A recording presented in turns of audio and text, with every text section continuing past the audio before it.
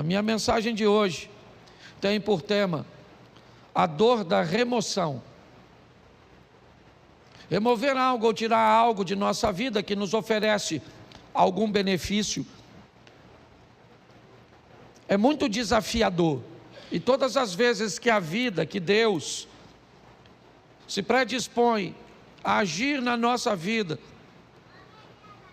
para que algo ou alguém seja removido dela, essa remoção, ela vai causar dor, por medo, por sentimento de posse, ou simplesmente por conforto. Normalmente as pessoas não têm dificuldade, principalmente na igreja. Você quer colocar alguém num cargo, ninguém normalmente não te pergunta por que você está colocando essa pessoa no cargo. Aliás, ela é até perfeitamente capaz de entender que ela só está sendo colocada nesse cargo porque Deus a colocou naquele local.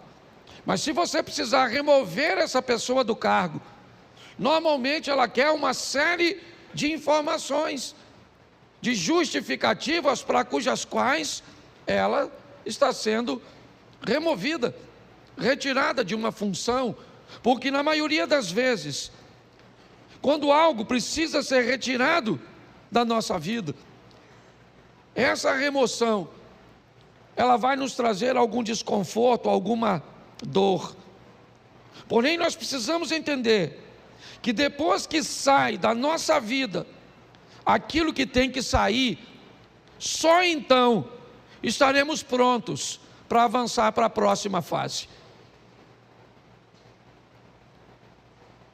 Quando nós somos capazes de entender isso, fica mais suave, menos doloroso ver pessoas partirem, ver empregos ficarem para trás, ver situações cujas quais achávamos vantajosas, expressivas e significativas partirem.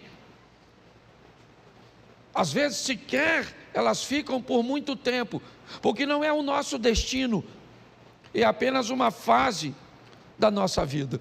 A Bíblia inúmeras vezes nos dá exemplos sobre isso.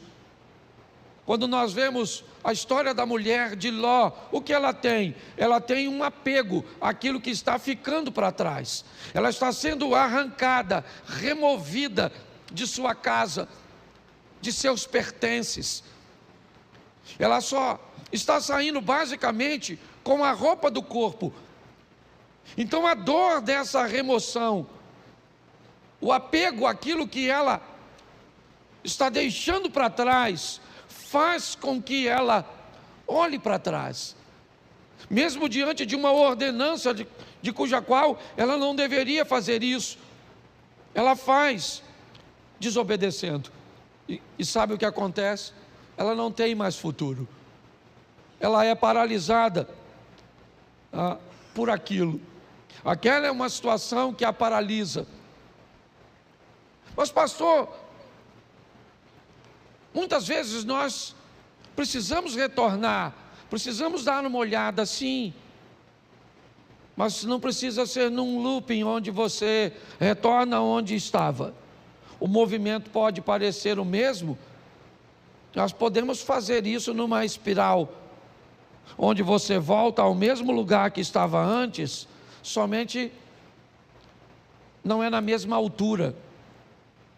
Volta, mas você sabe, quando um avião pequeno, ele precisa decolar num ambiente montanhoso, você sabe o motivo pelo qual o avião do grupo Mamonas Assassinas colidiu com a Serra da Cantareira?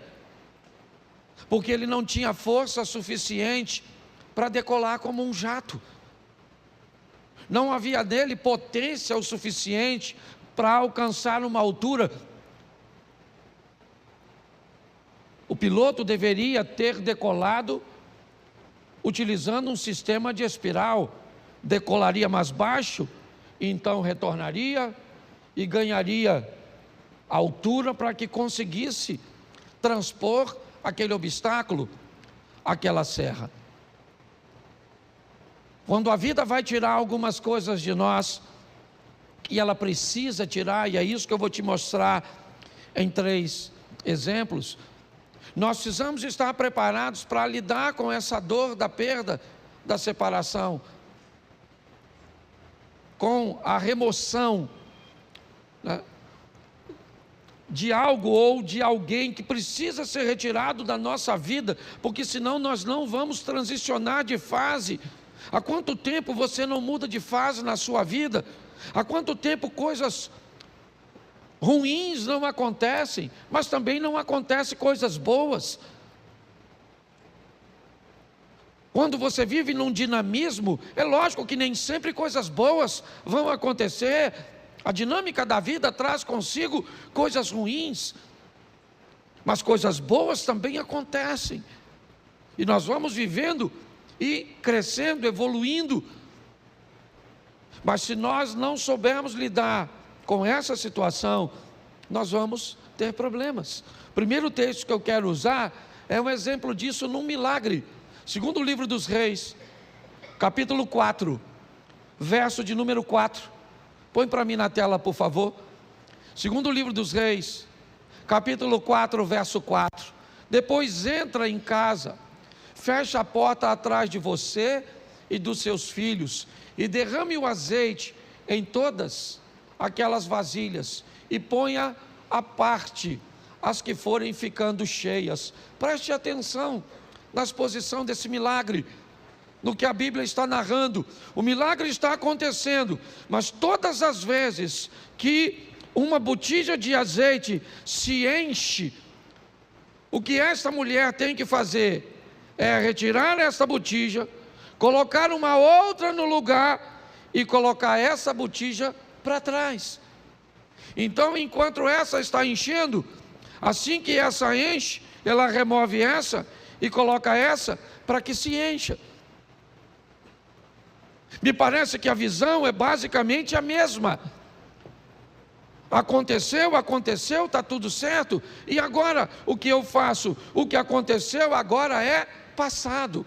Eu tenho que voltar para o ambiente onde as coisas acontecem, e não utilizar o verbo no passado.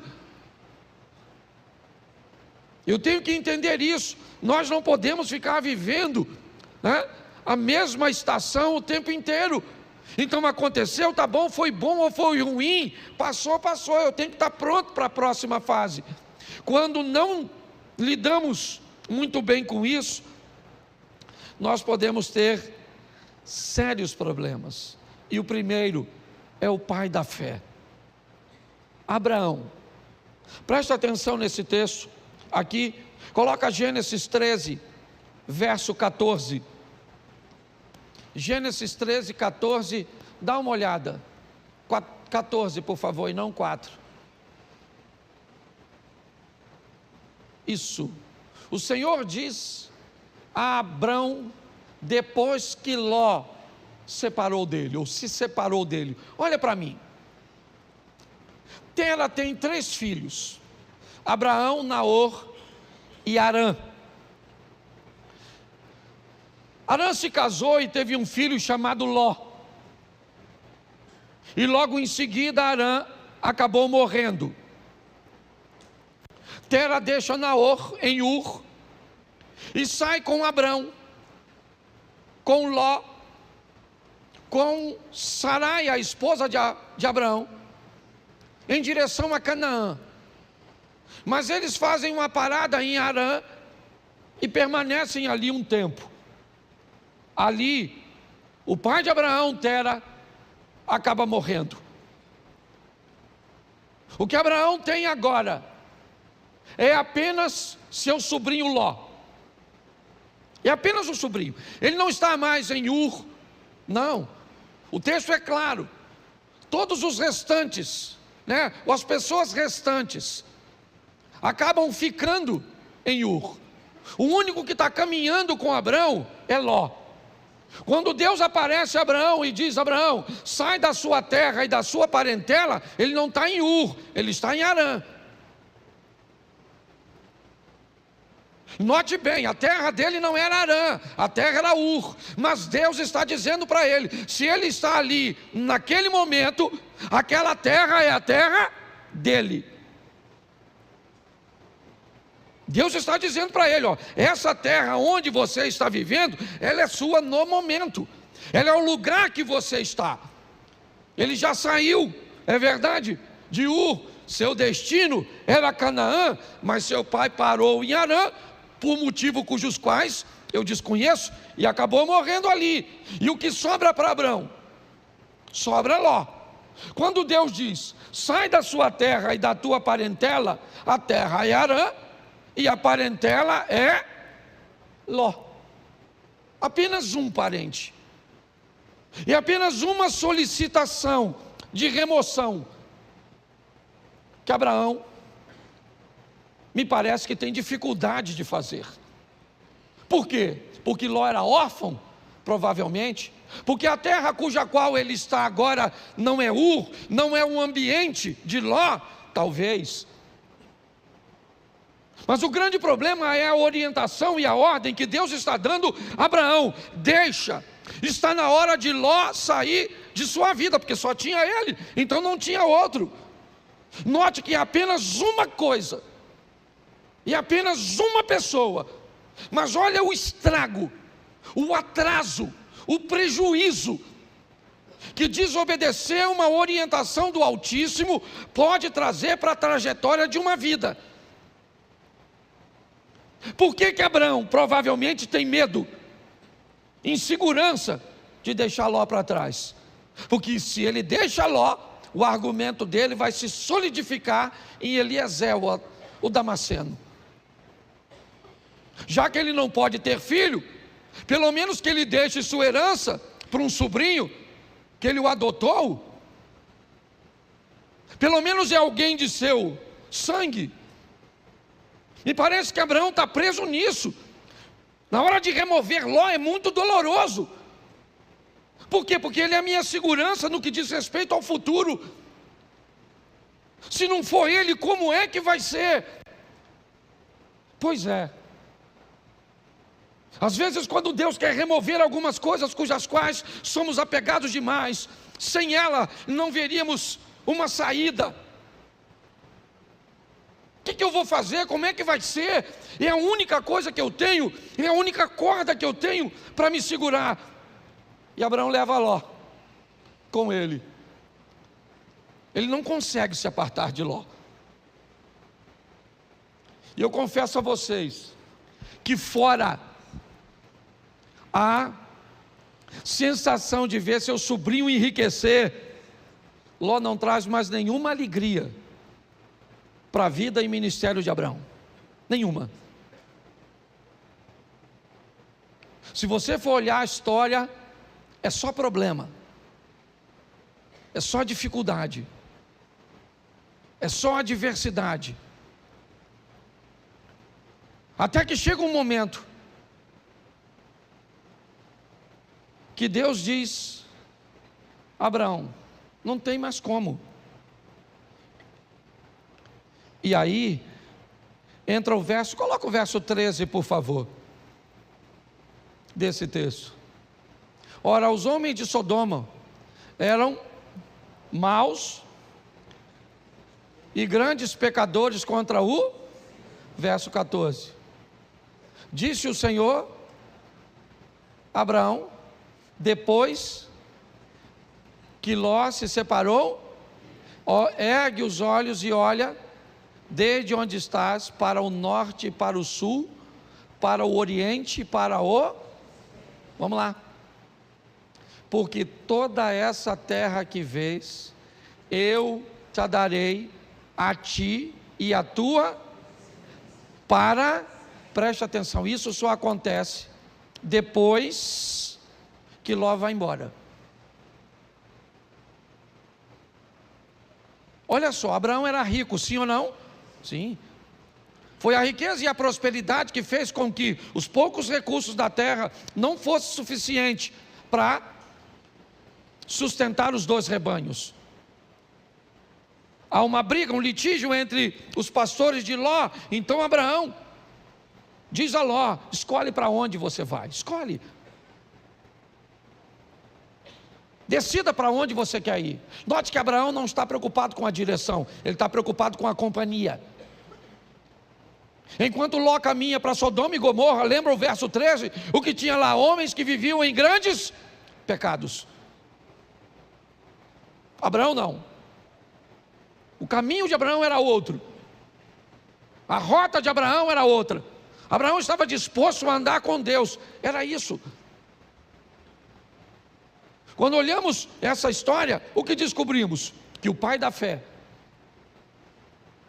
estava apegado e tinha dificuldade de se libertar de coisas, e aqui, de laços familiares. Entenda o que eu vou falar agora.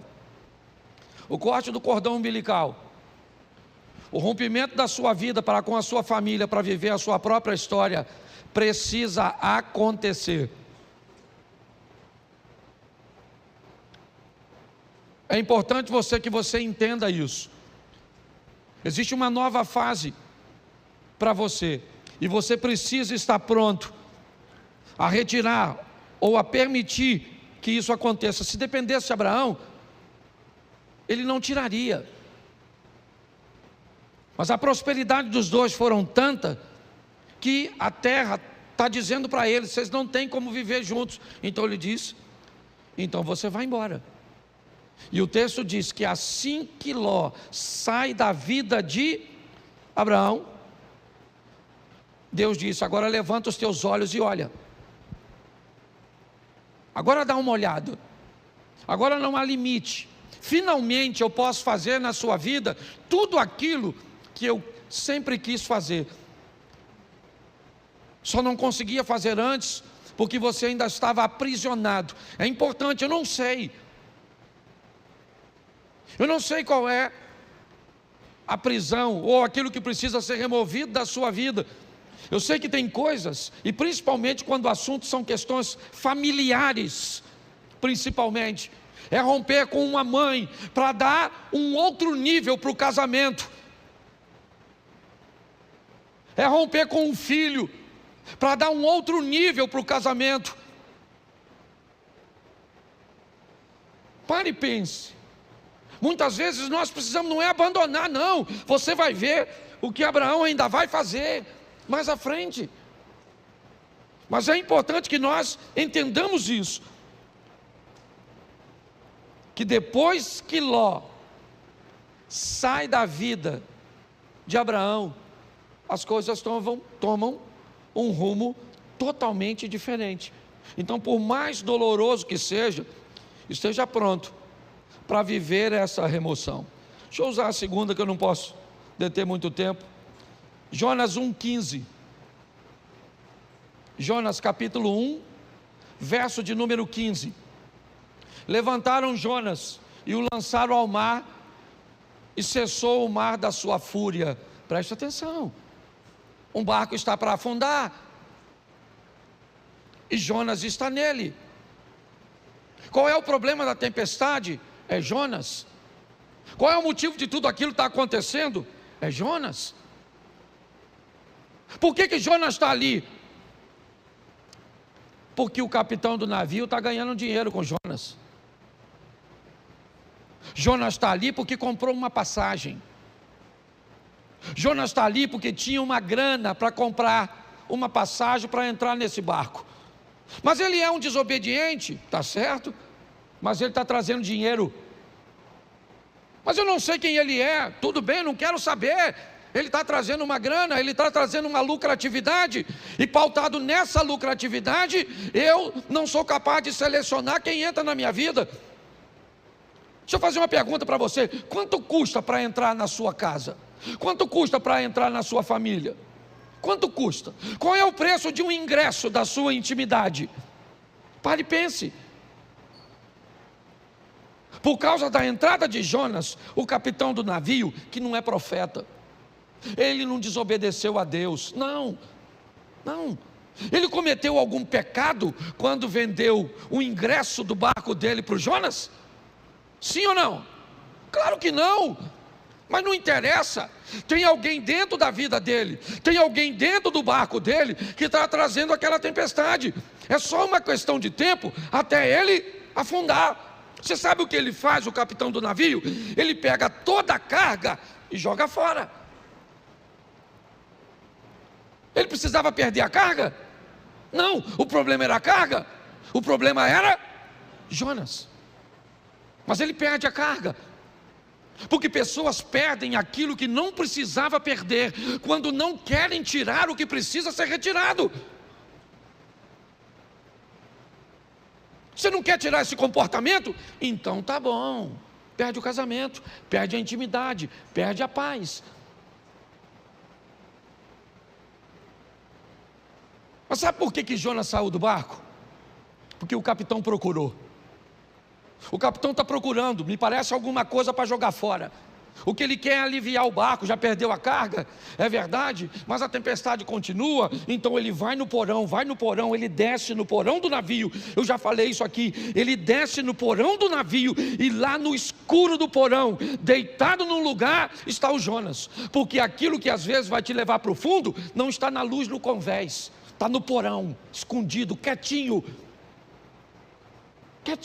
O que ele está estabelecendo em você, um comportamento, uma postura comportamental, que destrói seus relacionamentos, que impede você de ter relacionamentos sadios. Mas quando ele procura, a Bíblia diz: aquele que pede recebe, aquele que busca, acha. Então ele não está buscando, ele achou, pegou o Jonas, levou o Jonas no convés, o interrogou, e Jonas disse: não era para eu estar aqui, era para eu estar onde? Em Nínive, cumprindo a minha missão. Mas eu desci a Jope, peguei, certo? Comprei um ingresso, uma passagem, entrei no seu barco para ir para Tarsis, para a Espanha. E agora? A tempestade está lá, Jonas diz que ele é o culpado. Mas e agora? O texto diz que o capitão está com medo de jogar Jonas fora. Quem é esse cara? Não é quem ele é a missão que ele precisa executar. Não tem a ver com ele, é com o propósito de Deus na vida dele. Ele se torna importante por causa do propósito. E aquele homem olha e diz: eu não vou remover esse cara do meu barco, eu estou com medo de jogar esse cara fora. Eu jogo esse cara fora e, não quer jogar? Então tá bom. Eu sei o que é isso muito bem. Eu trabalhei 12 anos numa empresa, foi lá que meus filhos nasceram, lá eu me casei. Eu não tinha um carro, eu usava o carro da empresa, tudo girava em torno daquele lugar. Eu não sabia viver, não havia nenhum outro ecossistema que eu conseguia enxergar, sabe, para me prover de um futuro. Não tinha. Não havia possibilidade, eu não conseguia enxergar. Eu sei hoje que existia, tanto existia que eu estou onde eu estou, mas na época eu não via. Eu estava totalmente apegado, e Deus usando todas as estratégias para me remover. Ele me tirou com mão forte de um lugar que eu não queria sair. Eu não estava vivendo em pecado, não, eu só não estava onde Deus queria que eu estivesse. Mas aqui eu não quero falar de Jonas, eu quero falar do capitão. É ele é o foco da minha mensagem, porque é o barco dele que vai afundar. Por quê? Porque tem alguém que não deveria estar na vida dele, na casa dele, na empresa dele, nos negócios dele, no ministério dele. E agora ele tem que jogar Jonas fora. Sabe o que ele tem? Medo. Medo de jogar. Só que ele não vê outra situação. Ele tem que jogar Jonas fora. Verso 15: e levantaram a Jonas e o lançaram e cessou a sua. Aí ele foi lá, mergulhou no mar, pegou a carga toda, trouxe de volta para o navio, e seguiu direitinho, sim ou não? Não. Precisava ter perdido a carga se tivesse jogado Jonas? Sim ou não? Mas perdeu a carga porque não achou o Jonas. Então fala para quem está do seu lado: acha o Jonas.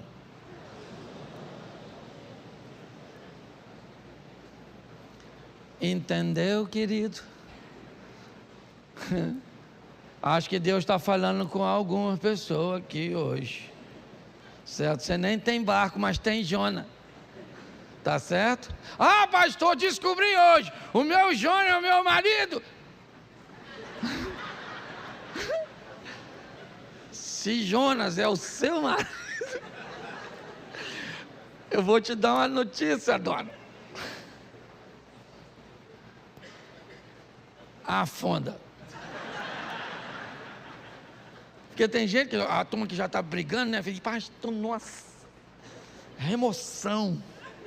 Nossa, podia sair morto. Mas afogado serve. Você está rindo, mas o assunto é sério. Dá uma olhadinha, gente. Porque eu creio que Deus está falando conosco, amém? O terceiro, Gênesis 37, verso 28. 37, 28 de Gênesis. Isso. E passando os mercadores midianitas, os irmãos de José o alçaram e o tiraram da cisterna e o venderam por 20 ciclos de prata aos ismaelitas. E esses levaram José ao... Preste atenção, quando Deus precisa tirar você de um lugar onde a sua visão é diferente da visão dos outros.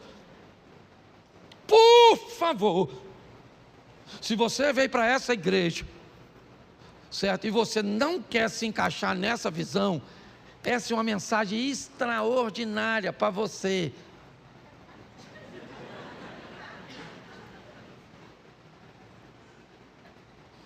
O José é um cara que ele vê o mundo, as coisas, ele aspira, seu comportamento é diferente de seus irmãos. Não cabe.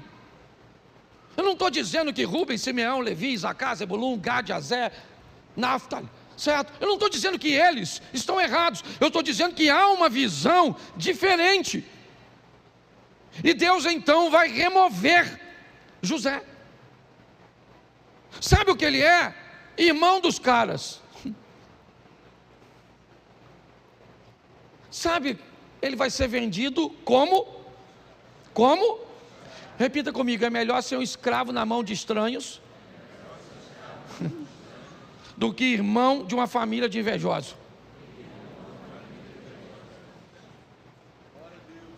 O dono do escravo, ele quer o quê? O que ele quer com o escravo? Ele quer o quê? Lucrar, sim ou não? Então, para o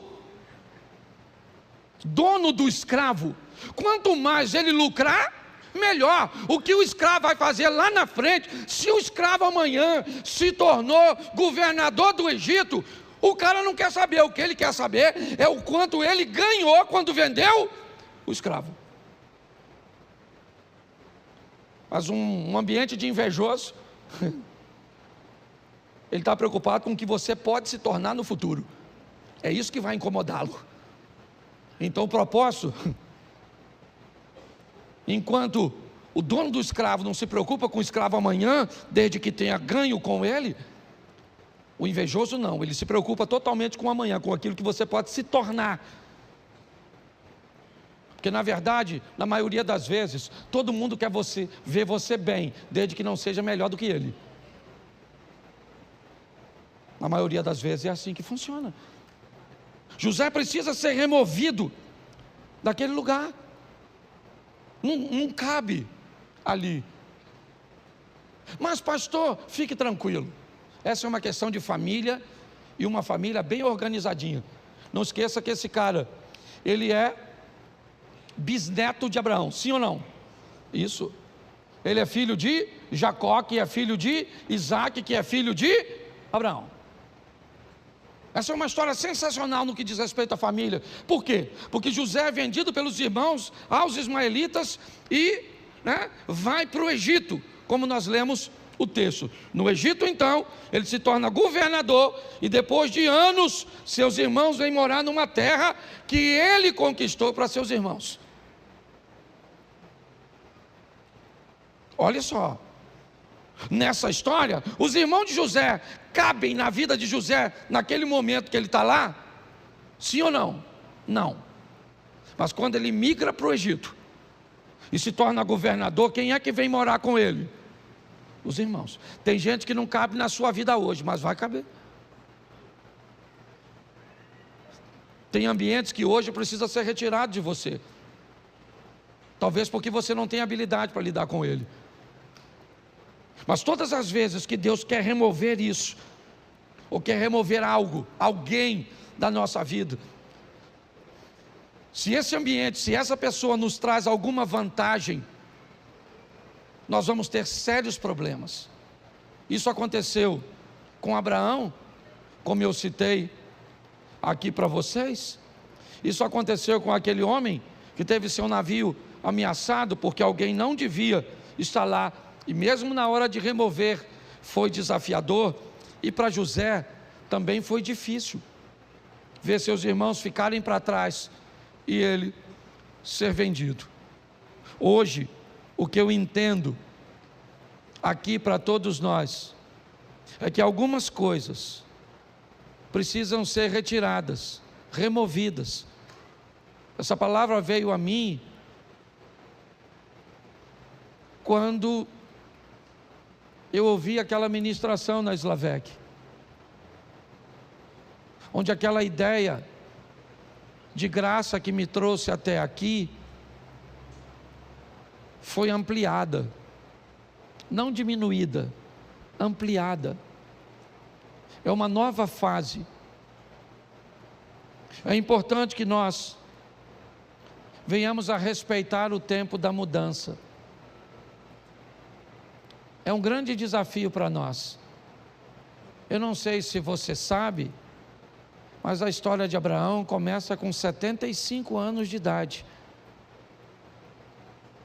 Isaac nasce, Abraão tem 100 anos. Foram 25 anos depois. Ele teve que vivenciar tudo aquilo. Talvez por isso ele seja chamado o pai da fé. Hoje, muitas vezes, Deus tenta remover coisas tão pequenas. Eu vou falar aqui algo, não vou expor a intimidade de ninguém, mas não sei nem se o casal que eu atendi está aqui, mas não vou citar seu nome de forma nenhuma aqui. Eu estava atendendo agorinha mesmo um casal que corre o risco de se divorciar porque a mulher tem dificuldade de remover o celular, de remover o vocabulário. E se não fizer isso, o casamento acaba. Mas ela tem dificuldade de remover, porque todas as vezes que algo precisa ser retirado, nós temos muita dificuldade. Tenta fazer uma devocional toda manhã. Tenta. E você vai encontrar com diversos obstáculos que você precisa remover. Tenta levantar de manhã, fazer a sua oração, fazer sua leitura bíblica, fazer um período de meditação. Eu não sei de quanto tempo você pode, mas tenta fazer isso. A probabilidade de você não conseguir é muito grande, porque para colocar essas coisas em prática, você vai ter que remover outras coisas que você já faz e que lhe oferece conforto. Tenta orar toda noite com sua esposa, de mãos dadas. Tenta fazer jejum pelo menos 2 ou 3 vezes na semana. Tenta para ver. Pastor, por que é tão difícil? Porque antes de fazer aquilo, você vai precisar remover outras coisas que já estão estabelecidas, que te oferecem vantagens, que te oferecem conforto. Hoje a minha proposta, sabe, é trazer esse entendimento para você. Eu fecho aqui na minha devocional de sexta-feira. Eu vivi uma das maiores experiências, porque hoje não era para eu estar aqui. Hoje era para eu estar envolvido num escândalo e preso, com meu nome passando na mídia. Mas por causa da minha devocional, e eu tenho certeza, uma oração tão simples que eu fiz naquela manhã, me deu condições de chegar no lugar 20 minutos antes e resolver um problema que ia acabar com a minha vida. Você sabe quantos minutos eu orei naquela sexta-feira? Talvez de 5 a 7. Sabe aquela oração que você levanta e entrega o dia? Sabe, Senhor, toma esse dia, toma isso, toma aquilo, oro para o fulano, para o ciclano, aquela coisa. Então eu vou falar uma coisa para vocês. Para ter bons hábitos, nós vamos ter que remover os ruins. E se você achar que não consegue fazer isso, vai continuar com os ruins mesmos.